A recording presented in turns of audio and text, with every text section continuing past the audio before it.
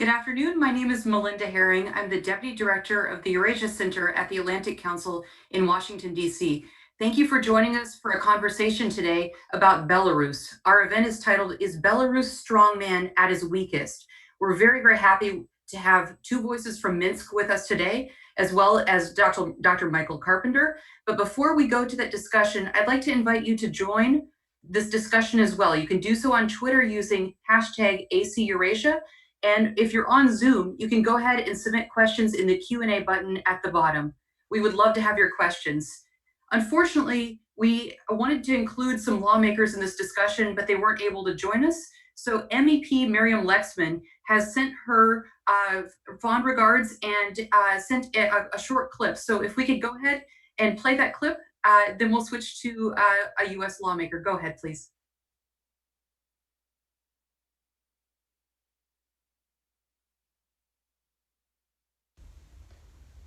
I'm Miriam Lexman, member of the European Parliament. I'm shocked by the latest news from Belarus. Torture, repressions, imprisonment, violations of human rights. Leaders of democratic countries must act and send a strong message to President Lukashenka that these actions will have clear consequences, including targeted sanctions against individuals and termination of all financial support to the Belarusian authorities. The EU stands with the Belarusian people, and we salute your courage and resolve in these difficult times. I would like to thank Atlantic Council for this important event, because it is crucial that policymakers, experts, and ordinary people are aware of the situation and that we act and stop to these latest repressions by Lukashenka. Thank you very much. Thank you, Miriam Lexman. We're so delighted that you were able to participate today.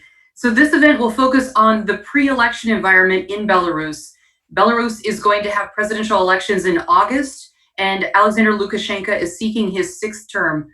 Now, we also have a statement we wanted to include from Capitol Hill from Representative Alcee Hastings. If you could bring that up, please.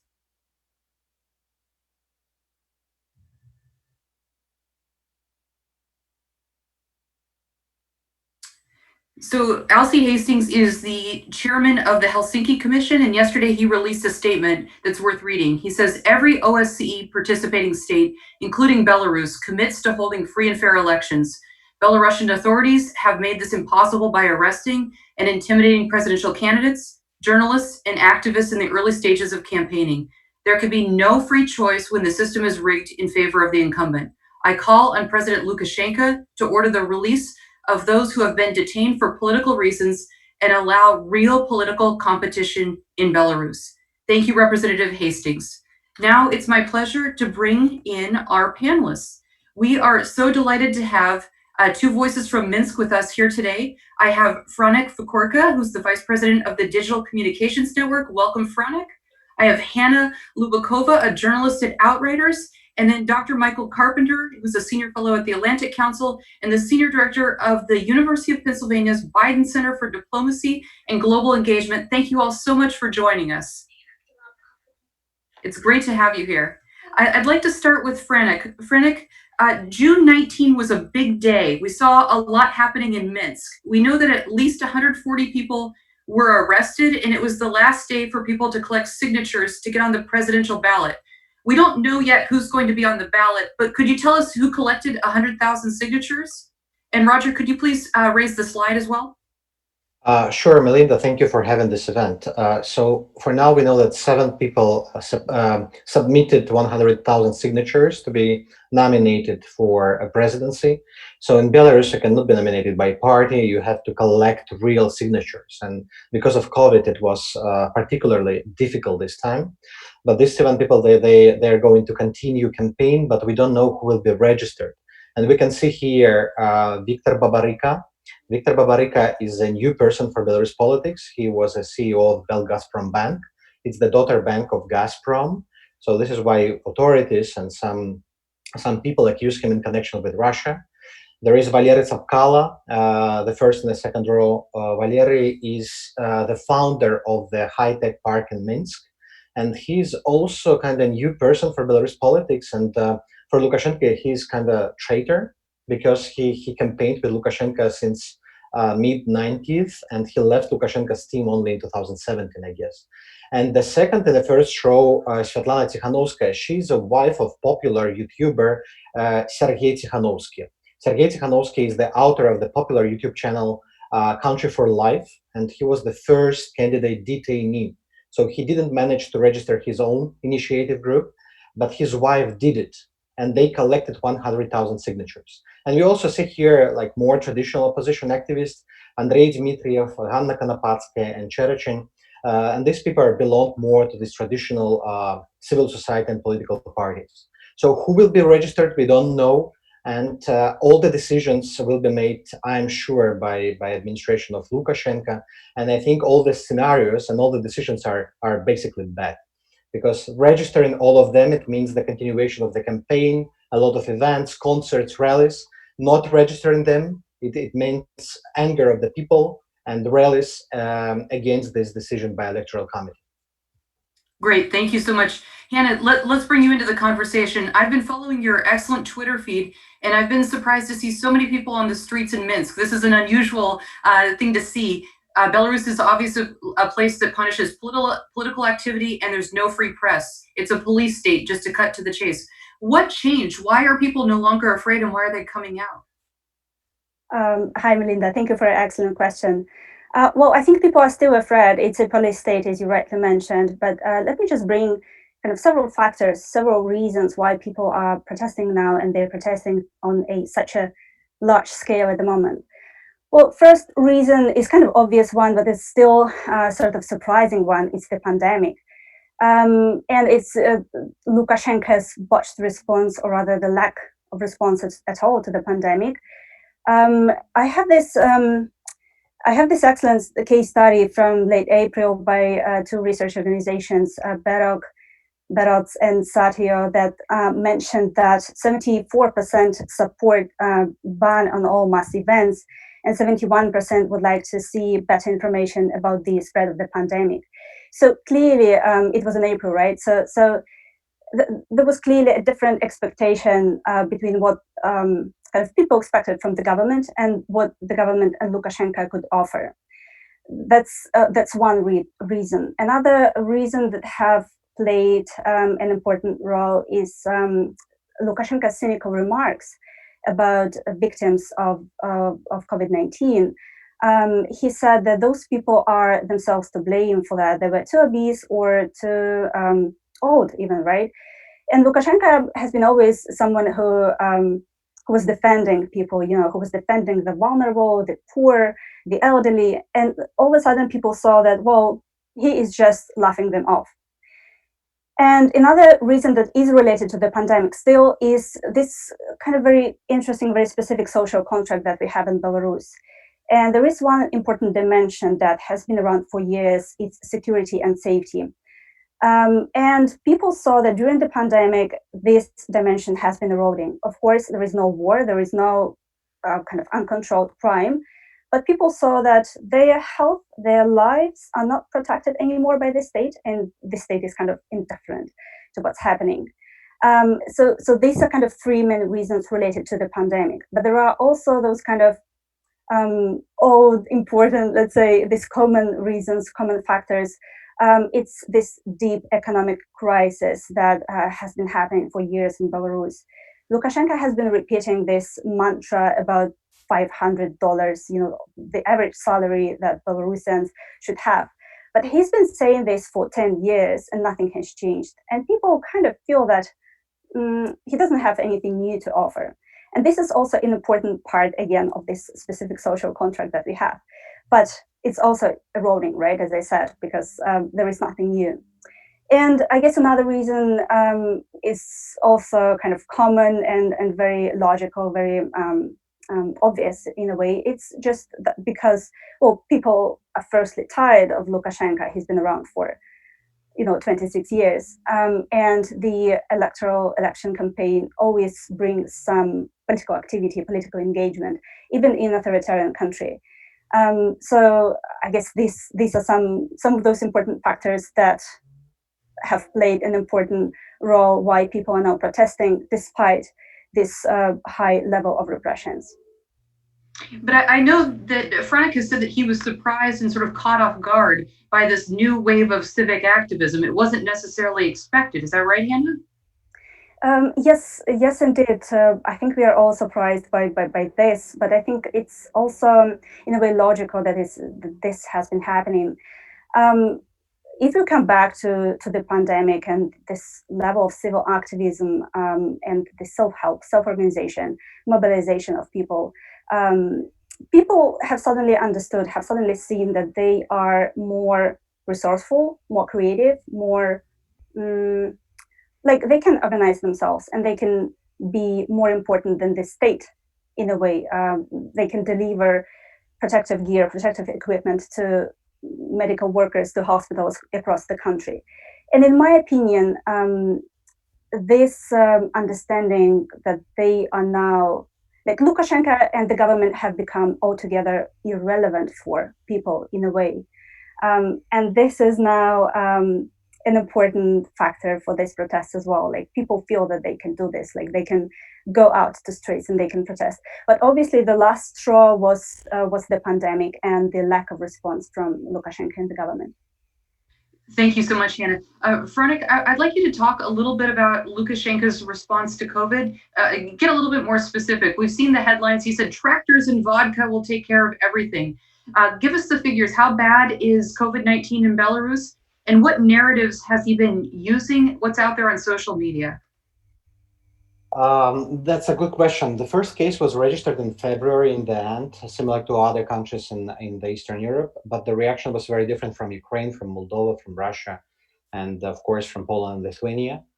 In the beginning, he was behaving similar to Brazilian leaders, to Turkmen leaders. He was trying to play this fact and to show, look at this West, they're powerless against the pandemic, they cannot stop it. And he was using just like to play, to mock the West. But later, the situation became more and more difficult in Belarus, and it was difficult to hide the number of victims and the number of infected people. So, thanks to Telegram, people were sharing their stories. They were showing that there is no place in the hospitals, and Lukashenko recognized the fact of the pandemic, and his rhetoric regarding COVID became softer. But he was still saying that yeah, perhaps we have a lot of cases, perhaps we are like in top 10 of in Europe, but we will develop, this herd immunity and other stuff. So basically, I think, he undermined, undercounted, the importance and the cruelty of the infection, and this played against him. And as Hannah mentioned, the pandemic was this unifying force not just for activists and civil society, but also for nomenclatura and elites and people in the regions and hospital directors and the local administrators who were just like left alone with the pandemic. They didn't get any instructions from the center in March. I think till April, there was no like any instruction from the Ministry of Health. And they realized that the government is not helping them, but is working against them. So now Belarus is in top 10 countries in Europe, and it will be very soon in top 10 countries in the world by the number of infected people. But I think the real numbers are much higher than even official statistic. And unfortunately, we will never know the truth because my cousin, my aunt, I have like dozens of my friends who had COVID, and they were fighting to be tested. Wow, I'm sorry to hear that, Franek. I hope you stay isolated. I know that you're facing some other issues as well. Minsk, 700,000 people in Minsk today don't have water, which is something I want to come back to in a minute. We have a question on that. I want to bring Dr. Michael Carpenter into the conversation. He has negotiated and met Lukashenko, so I'm always eager to hear what he has to say about Belarus. Mike, are these guys right? Is Lukashenko as weak as he appears? Or is there something that we're not thinking about? No, I think absolutely they're right. This is the weakest that Lukashenko has ever been, but it's not just the COVID pandemic that is causing this, and Hannah and others have alluded to some of the underlying factors. What you've had now for about a decade is you've had a remarkable renaissance of civic consciousness and national consciousness going on within Belarusian society, primarily within the middle class or the nomenklatura. And it really is this twin national and civic sense that individual citizens can take matters into their own hands and can make a difference. And that has been really profound on a number of levels. And at the same time, you also have a unmistakable trend where the Belarusian model of social contract and model of welfare state, sort of quasi-socialism, if you will, has come apart. And the continuous economic growth that you had from 1995 until 2015 is now jeopardized. It's jeopardized because Belarus can no longer just simply import oil at cheap prices from Russia and then export refined petrochemical products to the West. That model is no longer viable. And so you have the state less able to provide for its citizens.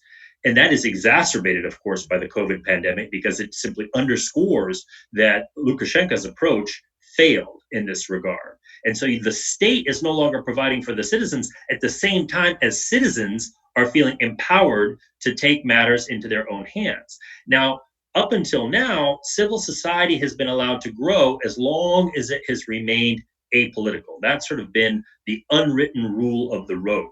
And so you've had this sort of remarkable growth of civic groups across the country that have participated in non-political activities, environmental activities, cultural groups, groups that are promoting the Belarusian language, historical groups, all kinds. I mean, it's really a renaissance. And now you have this moment where the political authorities look stagnant and weak and unable. And so this is for the first time, Belarus's stabilocracy is in jeopardy. And so this is a moment where the West should not be asleep. We need to be really looking carefully at what's happening here, because things are moving very quickly. Thanks, Mike. If you're just joining us, we're having a discussion about Belarus, where Alyaksandr Lukashenka is up for re-election in August. You're welcome to join the conversation on Twitter using hashtag #ACEurasia, or if you're in Zoom with us, you can submit a question in the Q&A. Mike, I have a follow-up question for you.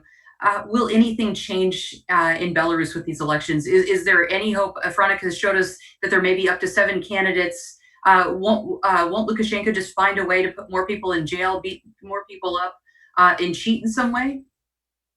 Well, unfortunately, I think the answer to your question is likely yes.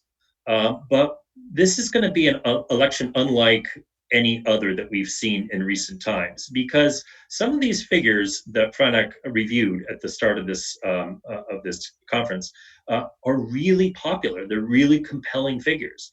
I mean, you look at Viktor Babarika. 435,000 signatures. That's a lot of signatures. That's a lot of popular support.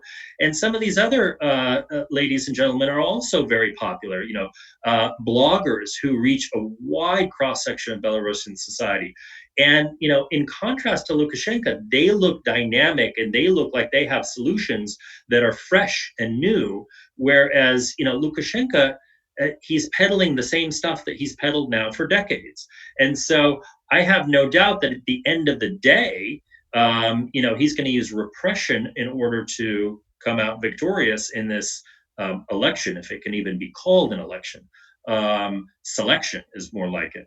But it will be different because, Lukashenko, for all his faults and for all the authoritarian nature of his regime, he has had genuine popularity for many, many years now. But if he wins, in quotes, this election through clearly fraudulent and repressive means, then that legitimacy is no longer what it was before. And that's what I think changes with this election. Great, thank you. I'd like to go back to Minsk. Hannah, can you tell us a little bit more about who's on the streets? Where are we seeing protests? I've been told that they're in at least 6 or 7 different cities. And how are people organizing? Give us a feel for what's going on in the streets, please. Sure. Well, basically, the short answer to the question, who is on the streets, is everybody. This is a trend we can observe from 2017, when it was perhaps the first protest, widespread, diverse, long-lasting protest against the social parasite law, like this tax on unemployed people in Belarus, and thousands and thousands of people took to the streets across the country. So it was the first time when I couldn't really say what was this group of people, whether these were opposition politicians, activists, students, who was that, who was there?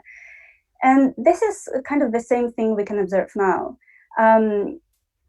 Well, these protests, like during the weekend, were happening, actions of solidarity or protests, they were happening in at least 19 cities and towns across Belarus. We know about that because, well, this is where more than 300 protesters were arrested in almost 20 cities, right?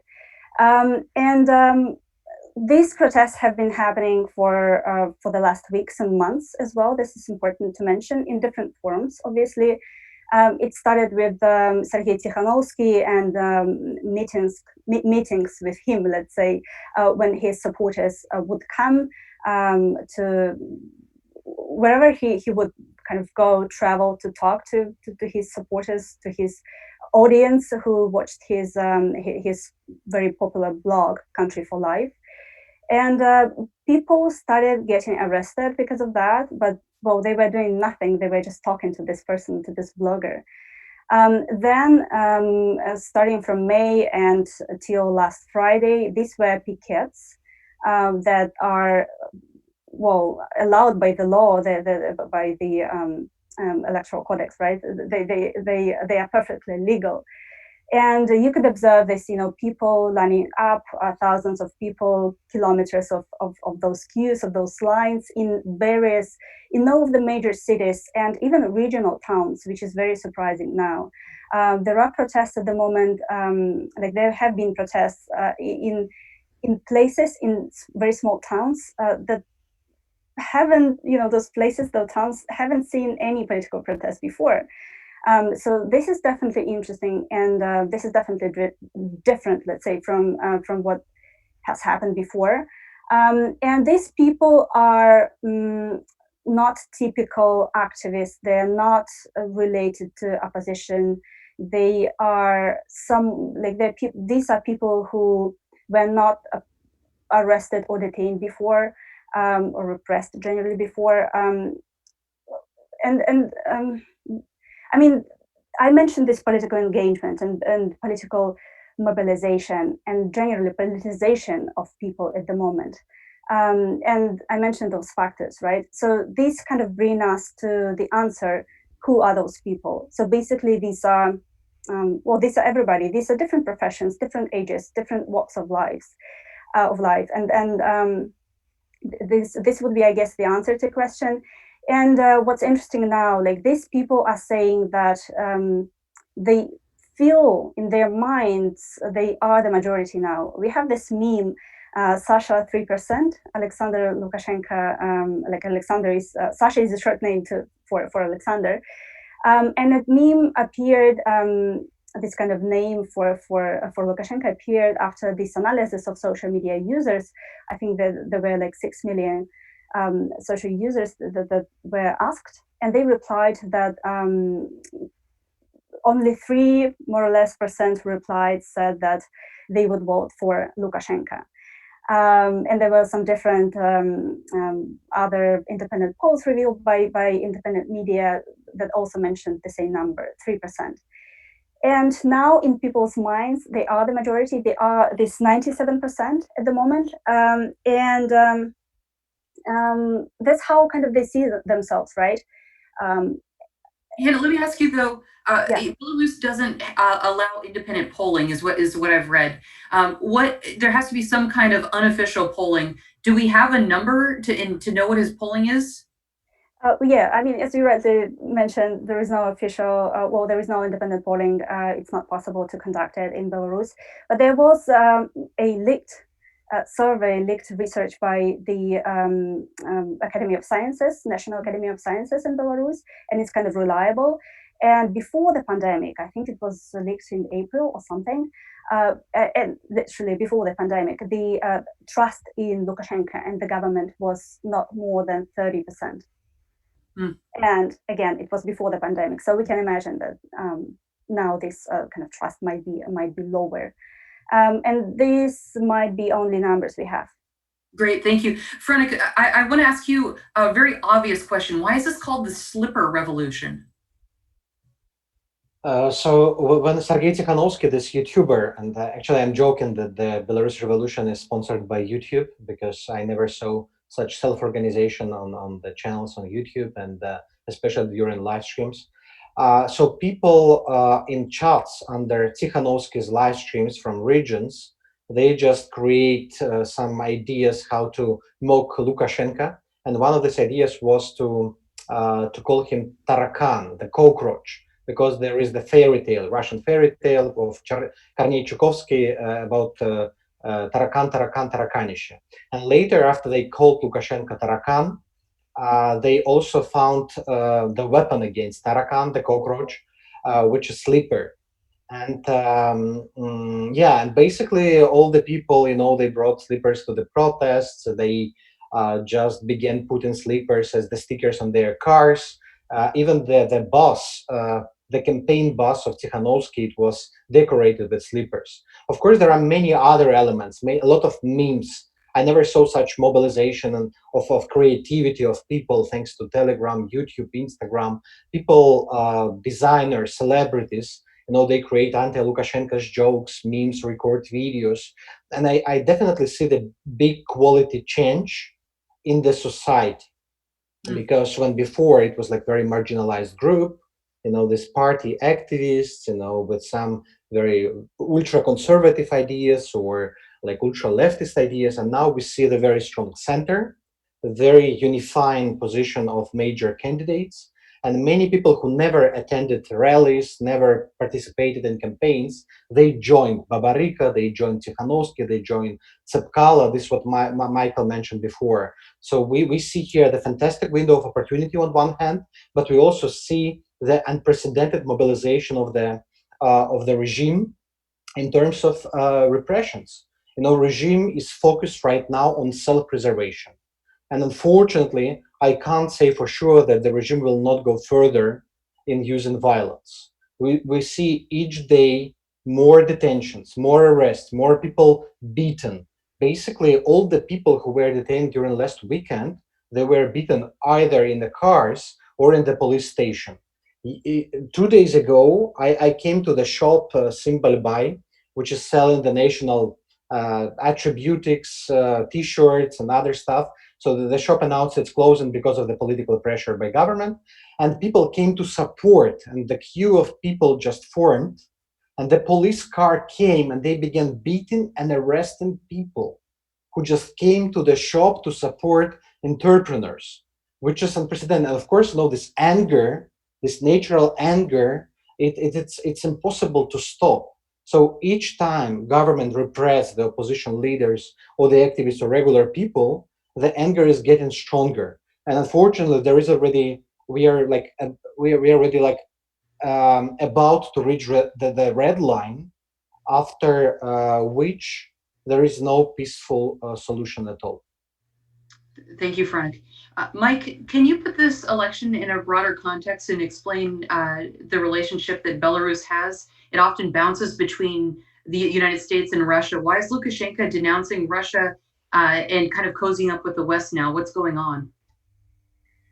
Well, let's not fool ourselves. Belarus has always been firmly in the Russian orbit. So it's not really as if Minsk has bounced between the two. But yes, Lukashenko has tried to appeal to both Washington and Moscow. In Moscow, he has portrayed himself as a bulwark against a Western-style color revolution. And then in Washington, he has portrayed himself as a bulwark against Russian subversion or a Russian takeover, creeping annexation of Belarus. But he really can't have it both ways. Conveniently for him, the message is the same. I am the guarantor of Belarus's state sovereignty.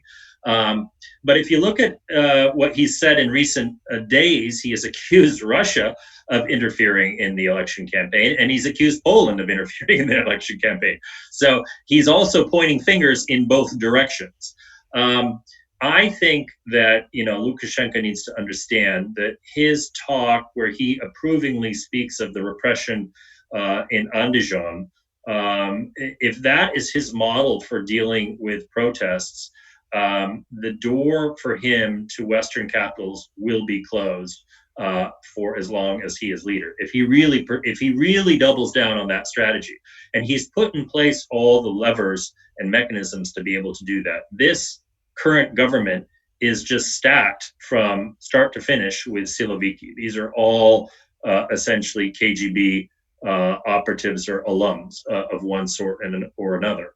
And so if he doubles down on repression and a police state as his solution here, he's not going to have any negotiating room with the West. And so then he's going to be faced with Putin essentially, unprotected with no other outlet.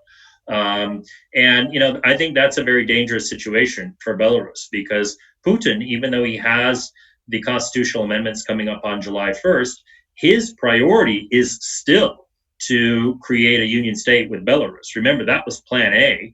And when it didn't work out, he went to these constitutional amendments, which are very fraught for Putin. This is not something that can be guaranteed to get across 50%, even with massive falsification. So, of course, they will. They will. There's no doubt about it. But it will be a challenge to falsify 50% plus. So this is a very dangerous time for Lukashenko. And unfortunately, he's made a number of errors, as we've just discussed, with COVID, with his initial response to the protests, the very over-the-top repression of journalists, of bloggers, of just people, independent people out in the street. It's going to reverberate in a way that he probably won't enjoy in the years to come. Mike, a follow-up for you. Several people want to know. Roger Mark asked, what does Russia want in Belarus? Is there a candidate that they favor? I think the Kremlin favors Lukashenko in power because he's predictable, they know him, and they think ultimately they can maneuver him into a situation where they do effectuate their desired model of creeping annexation. Right now, the Belarusian economy is entirely dependent on the Russian economy, and it is 1/30th the size of the Russian economy. So there's no leverage on Minsk's side. But of course, Russia has sent messages to Lukashenko that if he doesn't accede to some of these measures of what I call creeping annexation, that there will be consequences for him. But I don't think that any of the other candidates appeal to Moscow as much as Lukashenko does. Frenik, what are you seeing in the Russian narratives in social media? I know you've been analyzing those. I just wanted to confirm what Michael just mentioned, that we all were looking for this Russian ties and Russian fifth column in Belarus opposition and in this candidate's past, but unfortunately or fortunately, we didn't find any proofs, and it seems that Russia doesn't care about these elections at all. They're pretty comfortable with the status quo. The only thing they really want, they want to weaken Lukashenko. This is basically, they wanted each elections because, weak Lukashenko, it's always better and partner for negotiations, because you can put him in the conditions when he will accept anything you offer him. About the narrative. So Russia didn't manage to build in Belarus any strong pro-Russian party organization, traditional pro-Russian civil society, even similar to what it has built or tried to build in Ukraine. So even the scenario similar to Crimea or Donbass seems very unlikely here, because there are no even people or leaders who will support this green man coming to Belarus. The problem is that, as Mike mentioned, the dependence of Belarus government is huge Lukashenko is the most pro-Russian politician perhaps for years, and Lukashenko is trying to maneuver in and playing this geopolitical seesaw, but the talk is not about like moving him to the west. The talk is about the length of the leash. He's always staying at this leash of Putin.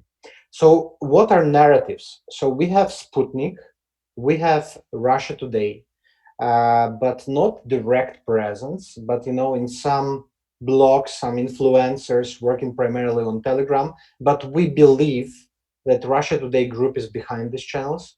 We have many anonymous Telegram channels, which are mostly managed by these Russian chauvinist groups. What are they trying to do? On one hand, many of them are attacking Lukashenko, that Lukashenko is not pro-Russian enough. And at the same time, they're attacking all the alternative candidates, like saying that they're opposition, fascist, CIA-backed, etc., etc.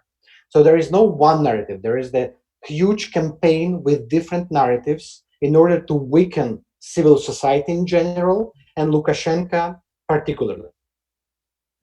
Thank you, Frenik. That's great. Hannah, a question for you from Lily. She says that you mentioned it in your tweets that prison guards and police are quitting and expressing solidarity with protesters. Does this signal a large shift in Belarusian society? What implications does this have for Lukashenko, especially as we get near the elections?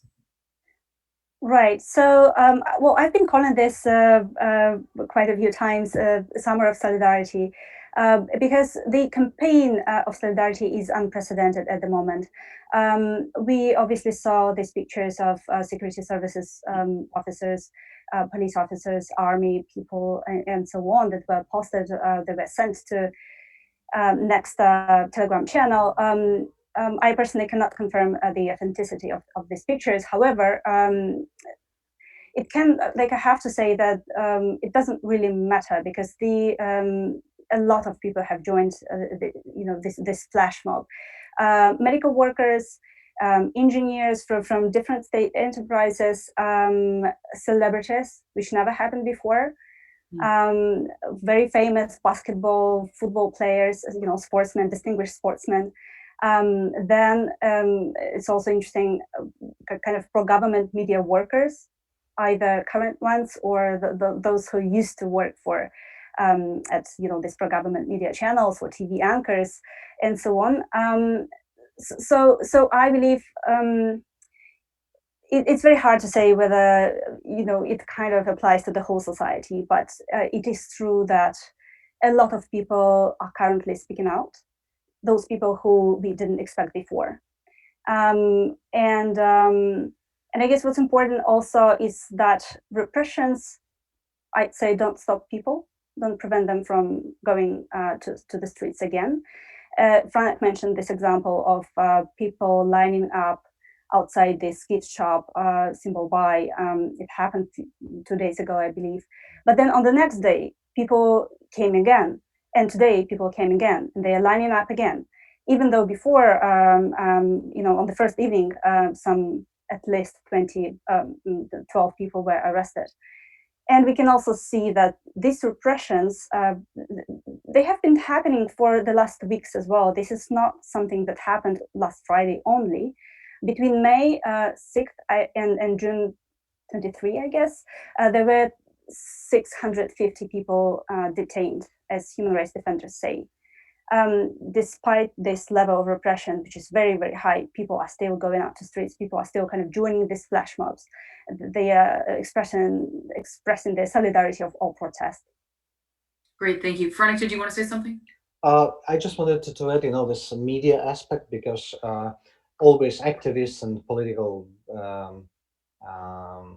figures were repressed, but for now the major target is our media. And we were even saw last Friday when the Riot police or the special police, they are directly approaching media journalists live streaming from the event, not just in Minsk, but also in Hantsevich, also in Novograd. So what they're trying to do, they're trying to shut down media space. And on Friday, it's not just not Radio Free Europe had the problem with the live streaming. Basically, all the media organizations, including TV-based Belsat, they were deprived of the opportunity to live stream from the event. Journalists didn't have connection with their newsrooms to report from the event. We see the attack on bloggers who were trying to make text or video live streams on Twitter, on Telegram, on YouTube.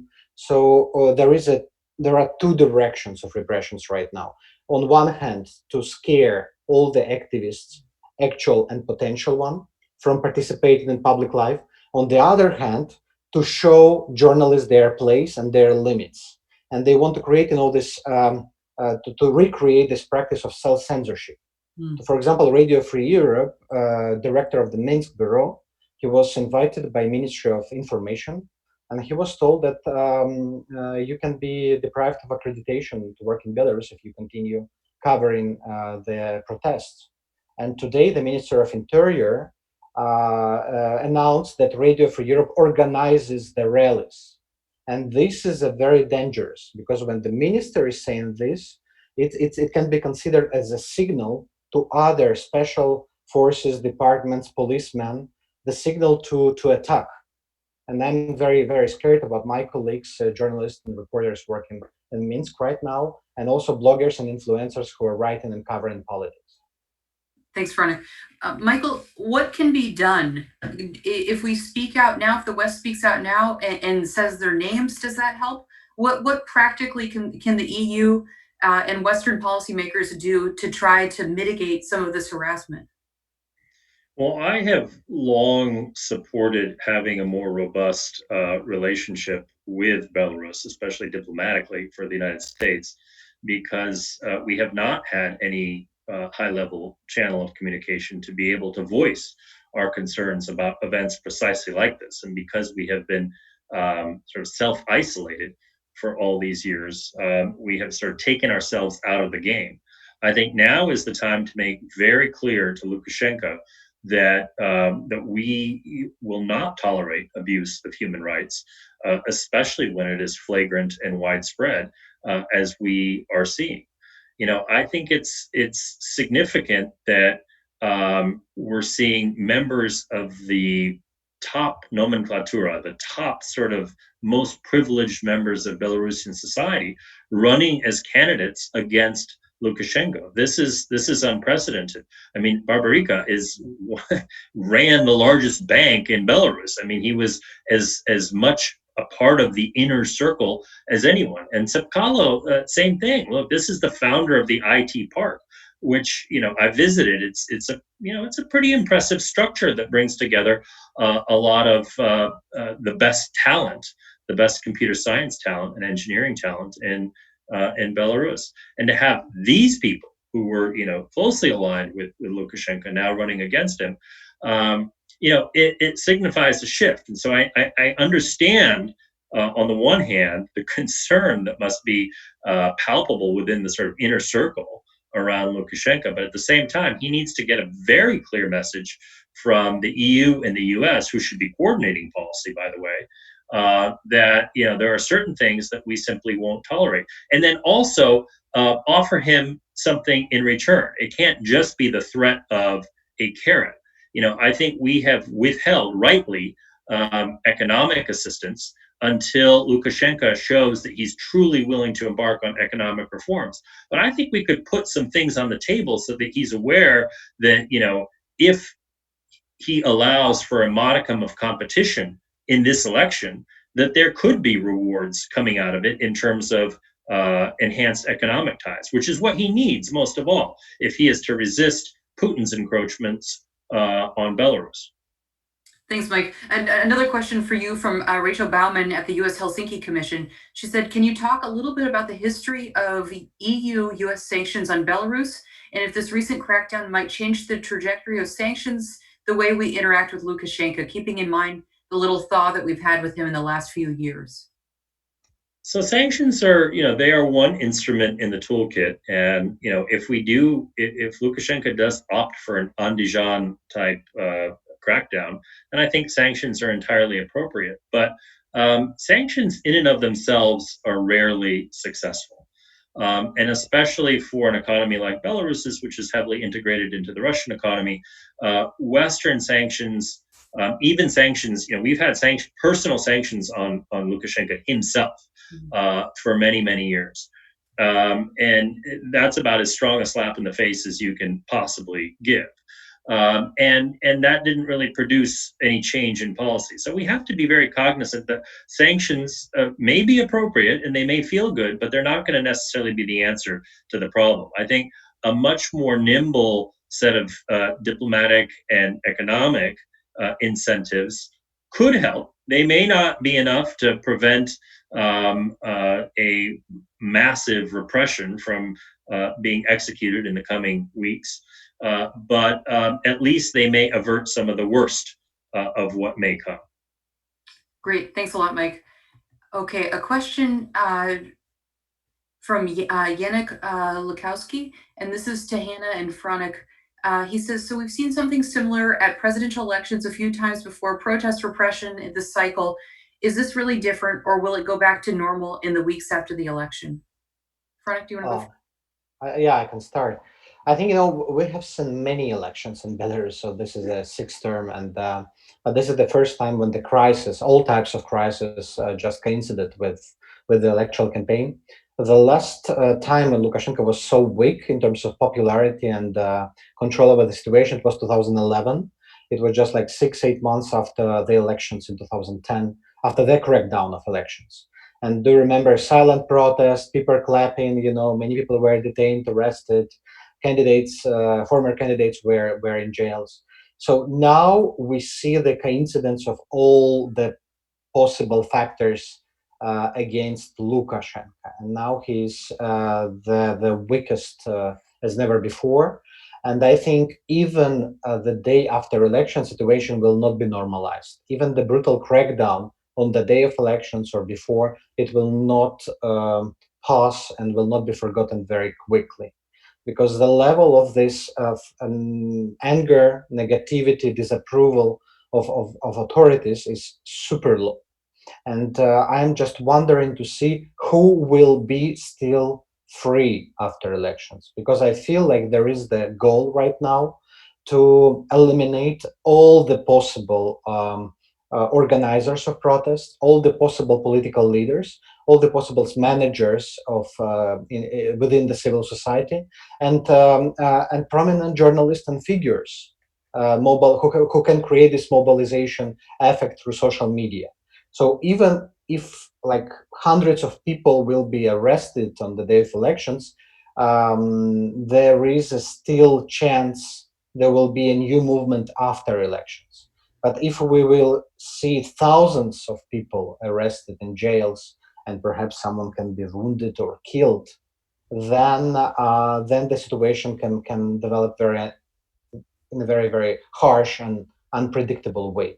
So this situation is very unique, and I don't see any possibility of normalization anytime soon before or after elections.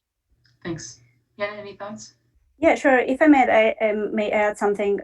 It's very important what Franek mentioned, the scenario of this kind of violence and what might happen if there might be casualties and deaths. So that might be that might happen as well. So we have to kind of watch closely the developments.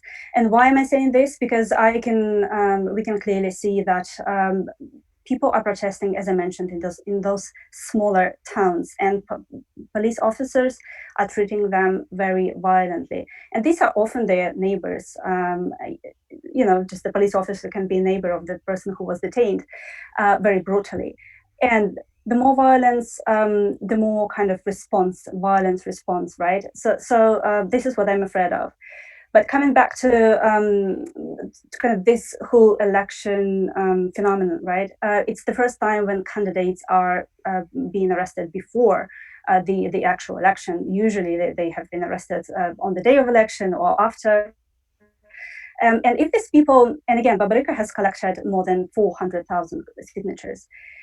This is a lot of people. This is a lot of support. And when people's hopes are stolen, are deceived, that might also lead to some harsh reactions from those people.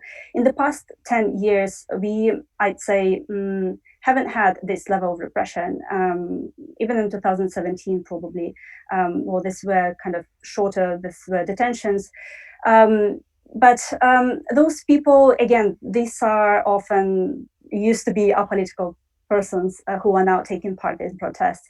And they feel that they are acting in the legal field still, because these pickets were allowed by the law again. And they face this level of brutality, this level of violence from the police.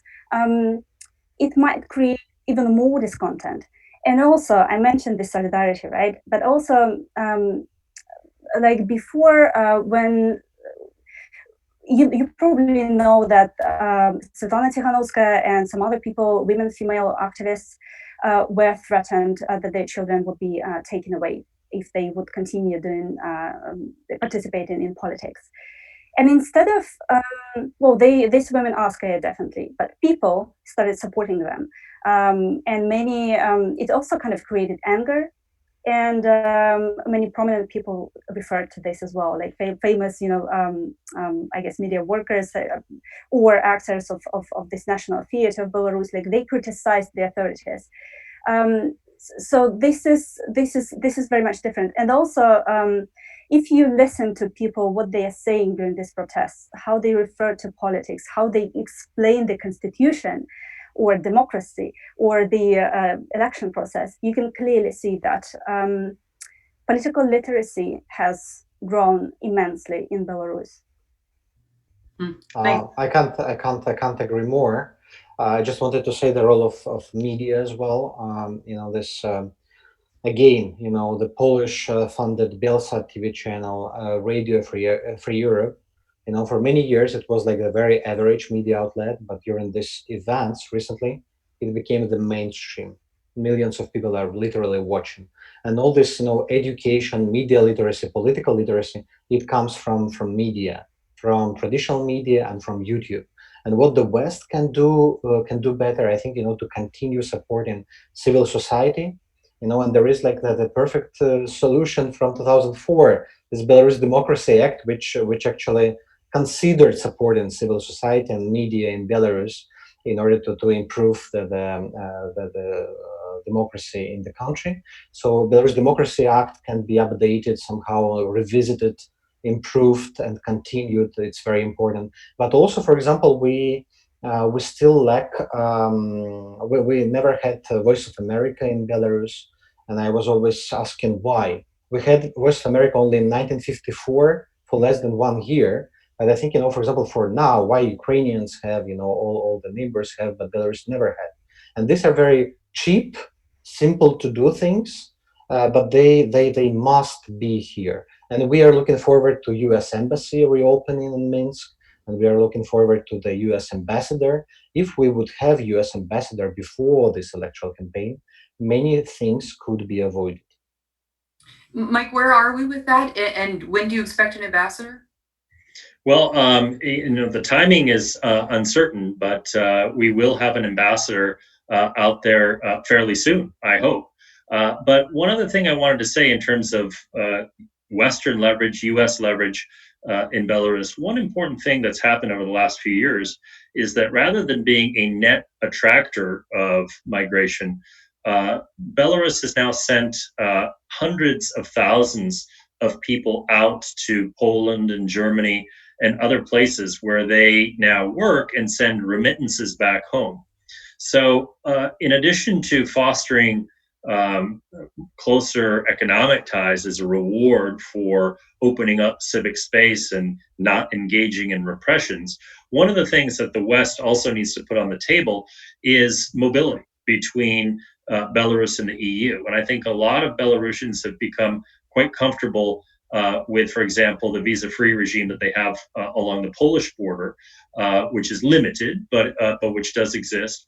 And if that could be extended, and if additional sort of promises of free movement could be effectuated between the EU and Belarus, I think that would go a long way in both helping economically, but also as a carrot to induce further cooperation. So a lot has changed just in the last 5 years, and we need to be taking that into consideration as we craft policy. And again, it's one where the EU has levers at its disposal, and so does the US. So if we don't coordinate our policy, which I don't see happening right now, then we're not going to be as successful as if we did. Thanks. That's a great note. I'm going to answer Alex Folk's question. He wants to know about the water cuts today. Frunick says yes, but it's unrelated to the elections. And then the last question is for Frunick and Hannah. This is from Carl Alto, from the Joint Baltic American National Committee. He says, thanks for drawing attention to this. Where else can we find updates and reliable news about what's going on? Are outside media on the ground there? And he means, are there any big Western papers? Is the Post there? Is the New York Times there? Who else is there beyond local press? Frenick, go ahead first. I think many reporters were trying to get to Belarus, but because of the coronavirus, they didn't get visas or permission, or they didn't want to stay in quarantine for 14 or 15 days right now. So we don't have much foreign coverage. There are few foreign correspondents working here, including Reuters, some photographers for AP, but most of the international coverage, which is very, very tiny, very limited, they're just using reporting of local, made by local media or international media with local bureaus, Euradio, Radio for Europe, Tudbay, Bielopan. Yes, and it's very sad that Belarus situation, which is very unique and very important, and just hidden and lost in global bylines, headlines. Right. I might add. Well, there is also Deutsche Welle, right? To the list of those media who have bureaus here, let's say. And this is not to promote, but I'm working for this media outlet, Outriders, and we are launching a Belarus section, and I will be writing about the events in Belarus. Yeah, we are trying to cover as much as possible via our Twitter feeds, and bloggers and other journalists are posting updates regularly. So yeah, we are trying to do as much as we can. Yeah. Wonderful, wonderful. Well, the Atlantic Council is very interested. We'll be following this. We would love to amplify your work. We will be watching and touching base with both of you guys. Keep up the courageous work you're doing. We'll follow you on Twitter. Thank you so much for joining us. Thank you, Fronick. Thank you, Dr. Michael Carpenter. Thank you, Hannah. Stay safe, and until next time, thank you again. Goodbye. Thank you. Thank you. Thank you.